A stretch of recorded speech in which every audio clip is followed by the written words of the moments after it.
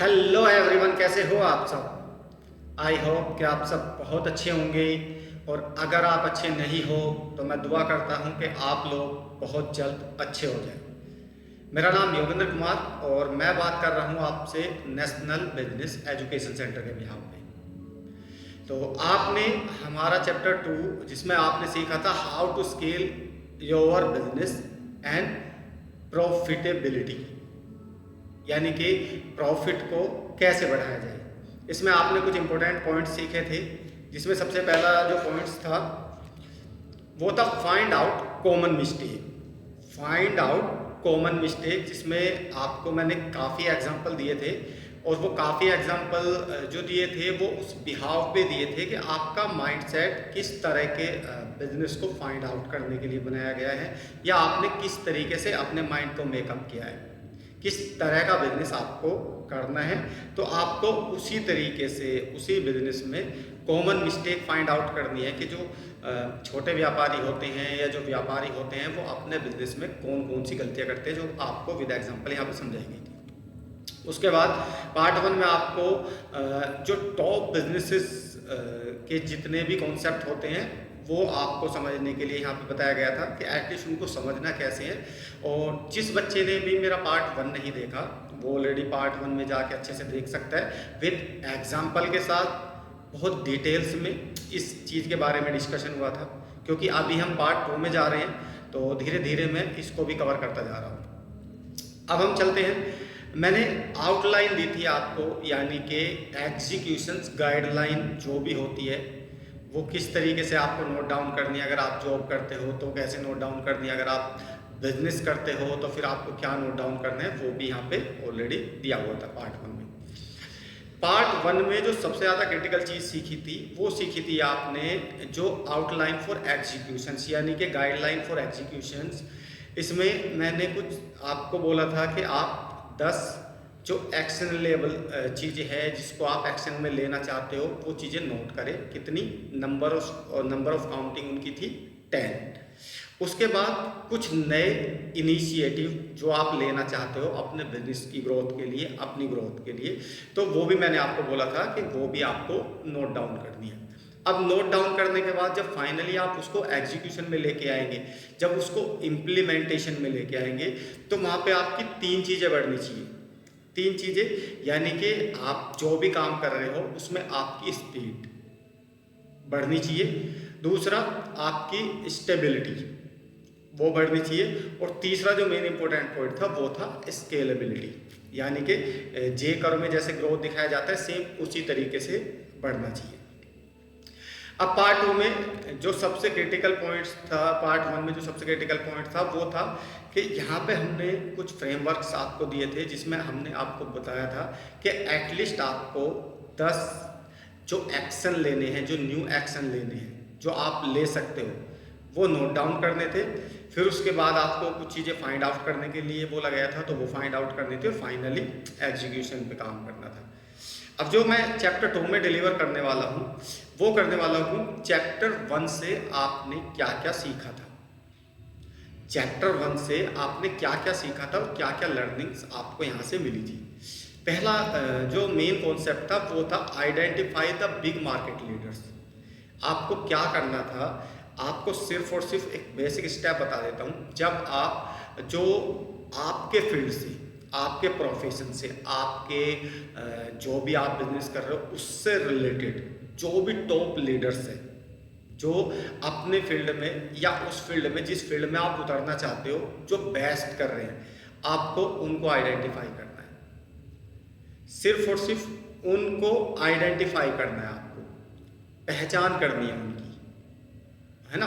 उनके काम करने के तरीके को, उनके काम करने के मॉडल को समझना है, क्योंकि एटलीस्ट आप जो काम करने जा रहे हो, आप जो काम करना चाहते हो ना, वो ऑलरेडी कोई ना कोई कर रहा है और वो उसमें टॉपर है। कोई ना कोई वो काम कर रहा है, वो उसमें टॉपर है। आपने क्या है, अभी नया स्टार्ट किया है तो हो सकता है आप उतनी जल्दी उतनी ग्रोथ ना ले पाओ जितनी जल्दी वो बंदा ग्रोथ कर सकता है अब के टाइम में, क्योंकि वो ऑलरेडी पहले हो सकता है 1 साल से उस बिजनेस में हो, 2 साल से उस बिजनेस में हो, या 4 साल से उस बिजनेस में हो। क्योंकि एटलीस्ट आप कुछ नया क्रिएट करने वाले हो, कुछ नई चीज़ लेके जा रहे हो, थोड़े चेंजेस, थोड़ी अच्छी चीज़ें कस्टमर्स के लेके जाने वाले हो, तो कंपटीशन में आप हो। बट अगर आपके पास कोई बहुत ज़बरदस्त इनोवेशन है, बहुत ज़बरदस्त प्रोडक्ट है या बहुत अच्छी सर्विसेज है, तो डेफिनेटली आप कंपटीशन को बीट कर जाओगे, कोई उसमें कोई प्रॉब्लम्स नहीं है। बट उसके बाद भी आपको जो उस मार्केट के टॉप लीडर्स हैं उनको आइडेंटिफाई करो और उनके मॉडल को समझो। यह आपके लिए बहुत ज़्यादा क्रिटिकल रहेगा। एटलीस्ट आपकी समझ में आएगा कि सामने वाले बंदे की जो काम करने की जो रणनीति है, जो उसका तरीका है, जो उसका मॉडल है, जो उसका कॉन्सेप्ट है, वो सारी चीज़ें आपको समझनी ज़रूरी है इनिशियल स्टेज पे। ठीक है, अब चलते हैं next, find your recurring revenue model.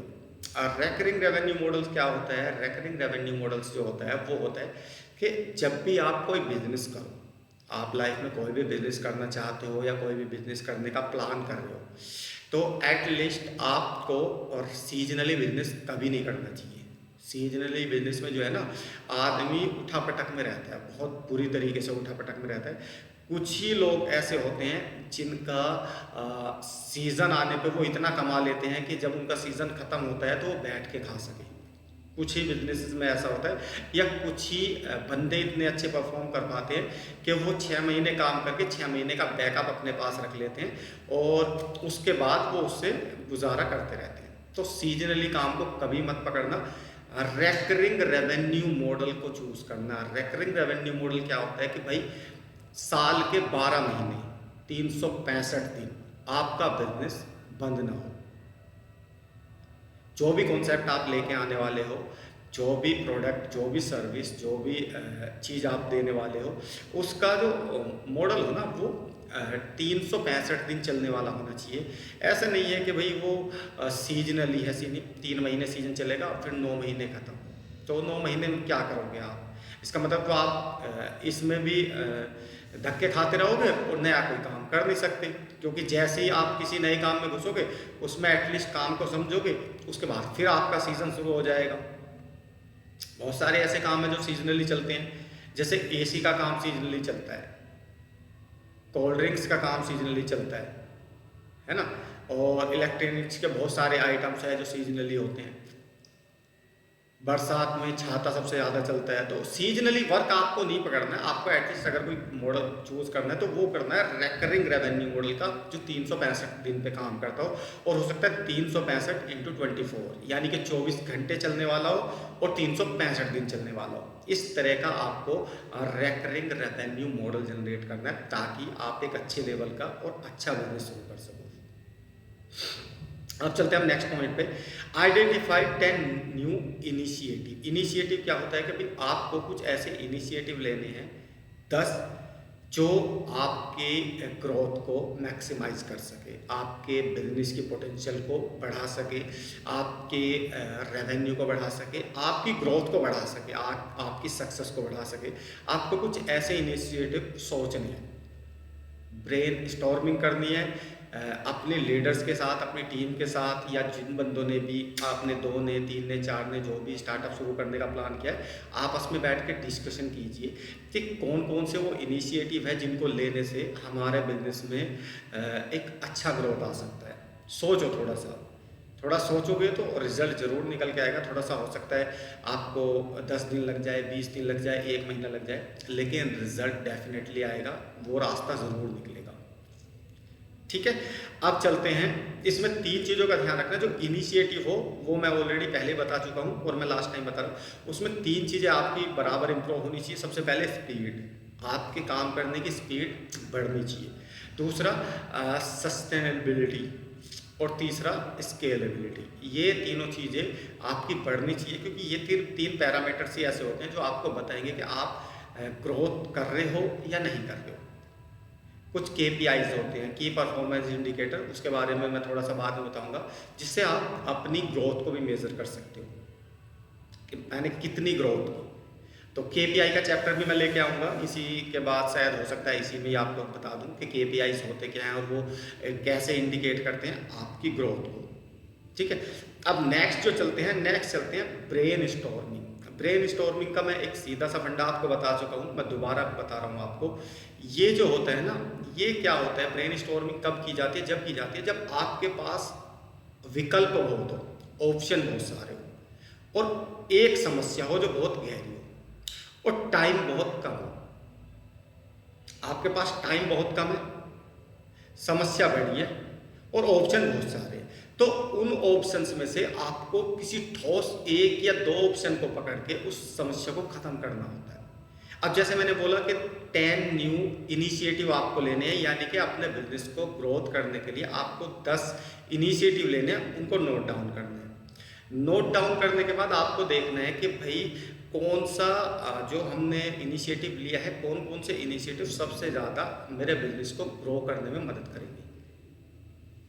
जो भी आपकी हेल्प करता हो, जो भी कॉन्सेप्ट, जो भी आपने सोचा, जो भी आपने अपने बिजनेस के लिए समझा, जो भी आपकी हेल्प कर सकता हो, उसको ब्रेन स्टॉर्मिंग करें कि वो प्रैक्टिकली सही है भी या नहीं। हो सकता है वो आपकी अजम्पशंस हो, वो अजम्पशंस राइट ना हो, कि भाई आपने जैसा सोचा मार्केट ऐसा ना हो, या आपने जैसा चाहा मार्केट ऐसा ना हो। कुछ प्रॉब्लम्स हो आगे चल के, जब आप फिजिकली या प्रैक्टिकली बिजनेस में उतरे तो कुछ प्रॉब्लम्स आ जाए, तो उसको पहले ही आइडेंटिफाई करना है ब्रेन स्टॉर्मिंग की तरफ, और प्राइमरी रिसर्च करके फिजिकली मीट करके अपने कस्टमर्स के साथ। ठीक है, तो ये जो पार्ट 2 था, चैप्टर 2 का पार्ट 2 जो मैंने आपको डिलीवर किया, इसमें आपने ये सारे क्रिटिकल पॉइंट सीखे थे। अगर किसी बच्चे ने पार्ट 1 नहीं देखा तो प्लीज़ मेरी उससे रिक्वेस्ट है कि वो पार्ट 1 ज़रूर देखे, और उसके बाद पार्ट 2 देखे, आपको पूरा कॉन्सेप्ट समझ में आ जाएगा। ये था क्या चैप्टर का अगर मैं नाम आपको बताऊं तो चैप्टर था how to scale your business और प्रॉफिटेबिलिटी। जब हम बिजनेस करते हैं तो सिंपल सी बात है, हम चाहते हैं कि हमारा बिजनेस भी ग्रो करे और हमारा प्रॉफिट भी ग्रो करे। तो ये कंप्लीटली जो चैप्टर था, चैप्टर 2, ये इसी के ऊपर बेस्ड था। इसको प्लीज़ मेरी रिक्वेस्ट है कि आप पार्ट 1 और पार्ट 2 दोनों अच्छे से देखें, अच्छे से समझें, और अगर कहीं कोई कन्फ्यूज़न है, कहीं कोई चीज़ें हैं जो आपकी समझ में नहीं आ रही, तो इसी यूट्यूब चैनल के ऊपर मेरा एक व्हाट्सअप नंबर है, उस पर आप व्हाट्सअप पे डाल सकते हो, कोई कमेंट डाल सकते हो या कुछ पूछ सकते हो, मैं डेफिनेटली आपको जवाब दूंगा। तो आज के लिए इतना ही। थैंक यू वेरी मच, आपने चैप्टर 2 कंप्लीट किया। अब जो हमारा नेक्स्ट चैप्टर शुरू होने वाला है वो है चैप्टर 3। अब चैप्टर 3 जो शुरू होगा वो क्या होगा? चैप्टर 3 होगा what is customers money making model. What is customers money making model, customer का मनी मेकिंग मॉडल क्या बनाया आपने? भाई आपने अपने बिजनेस मॉडल को तो समझ लिया, आपने अपने प्रोडक्ट को समझ लिया, अपने इनोवेशन को समझ लिया, है ना, अपने लिए तो सब कुछ रेडी कर लिया, बट जो आपका कस्टमर्स होगा उसका क्या होगा, उसके क्या फ़ायदे होंगे, उसको कैसे ग्रोथ मिलेगी, कैसे उसे सक्सेस मिलेगी, क्या उसके लिए कुछ क्रिएट किया है आपने? तो ये बहुत ज़्यादा क्रिटिकल चैप्टर है, इसको मिसिंग मत करना। What is customers money making model, कि भाई आपने कस्टमर्स के लिए क्या मनी मेकिंग मॉडल बनाया है, क्या उसकी ग्रोथ के लिए किया है, ताकि वो आपके साथ कनेक्ट हो और अच्छे से आपके साथ बिजनेस कर सके। तो अगर ये वीडियो आपको अच्छी लगी तो प्लीज़ इसको लाइक, शेयर एंड सब्सक्राइब ज़रूर कर देना। और अब हम मिलते हैं आपसे चैप्टर 3 के पार्ट 1 में। Thank you so much.